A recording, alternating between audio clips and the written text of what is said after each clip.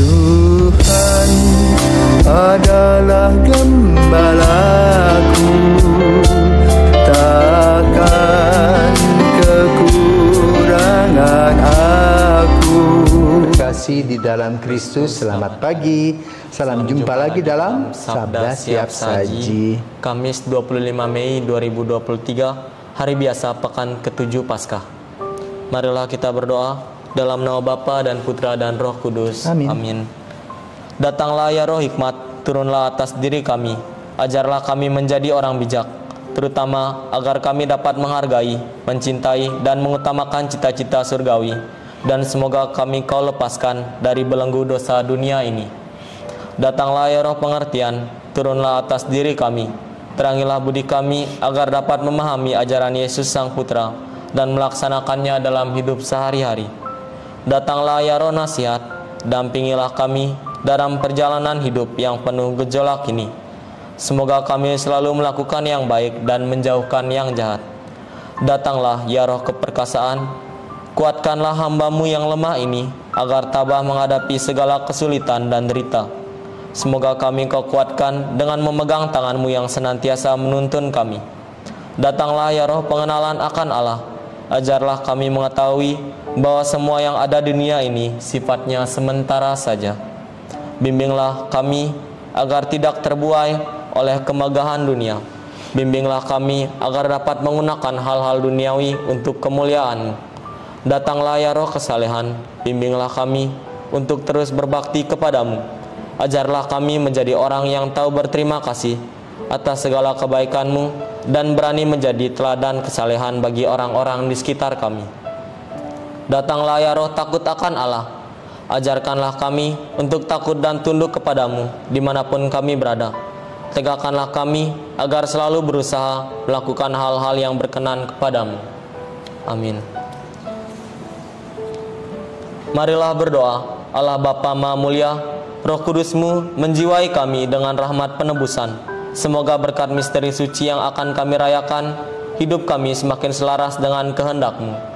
Dengan pengantaraan Tuhan kami Yesus Kristus, yang hidup dan berkuasa bersama Dikau dalam persatuan Roh Kudus, Allah sepanjang segala masa. Amin. Tuhan bersamamu dan bersama rohmu. Injil Yesus Kristus menurut Yohanes. Dimuliakanlah Tuhan. Yohanes bab 17 ayat 20 sampai dengan 26. Dalam perjamuan malam terakhir, Yesus menengadah ke langit dan berdoa bagi para pengikutnya. Bapa yang kudus, bukan untuk mereka ini saja aku berdoa, tetapi juga untuk orang-orang yang percaya kepadaku oleh pemberitaan mereka, supaya mereka semua menjadi satu sama seperti Engkau ya Bapa ada di dalam aku dan aku di dalam Engkau, agar mereka juga di dalam kita, supaya dunia percaya bahwa Engkaulah yang telah mengutus aku. Aku telah memberikan kepada mereka kemuliaan yang Engkau berikan kepadaku, supaya mereka menjadi satu sama seperti kita adalah satu. Aku di dalam mereka dan Engkau di dalam aku, supaya mereka sempurna menjadi satu, agar dunia tahu bahwa Engkau yang telah mengutus aku dan bahwa Engkau mengasihi mereka sama seperti Engkau mengasihi aku. Ya Bapa, aku mau supaya dimanapun aku berada, mereka juga berada bersama-sama dengan aku, yakni mereka yang telah Engkau berikan kepadaku, agar mereka memandang kemuliaanku yang telah Engkau berikan kepadaku, sebab Engkau telah mengasihi aku sebelum dunia dijadikan. Ya Bapa yang adil, memang dunia tidak mengenal Engkau, tetapi aku mengenal Engkau, dan mereka ini tahu bahwa Engkaulah yang mengutus aku, dan aku telah memberitahukan nama-Mu kepada mereka, dan aku akan memberitahukannya supaya kasih yang Engkau berikan kepadaku ada di dalam mereka dan aku di dalam mereka. Demikianlah sabda Tuhan. Terpujilah Kristus. Romo, tadi dikatakan dalam Injil bahwa Tuhan Yesus ingin para murid-muridnya dan orang-orang yang percaya terhadap Yesus itu satu dengan Yesus dan dengan Bapa. Itu maksudnya kayak gimana, Romo? Saya kurang paham. Terima kasih. Selamat pagi, David. Iya, Romo. Kamu punya ayah dan ibu, punya adik juga. Ya. Itu disebut satu keluarga. Lalu peranan ayah, peranan ibu, peranan kamu sebagai kakak sama dan berbeda, ya kan? Ya. Apa peranan ibu? Mengasihi anak-anaknya. Mengasihi, memasak, menidurkan anak-anaknya, memandikan, memberi makan, kemudian juga menegur, memuji, mengajar, berdoa, banyak hal. Ya. Bapak Mencari uang. cari uang, menyetorkannya kepada ibu, ya? Ya. Duduk bersama merencanakan apa-apa yang perlu.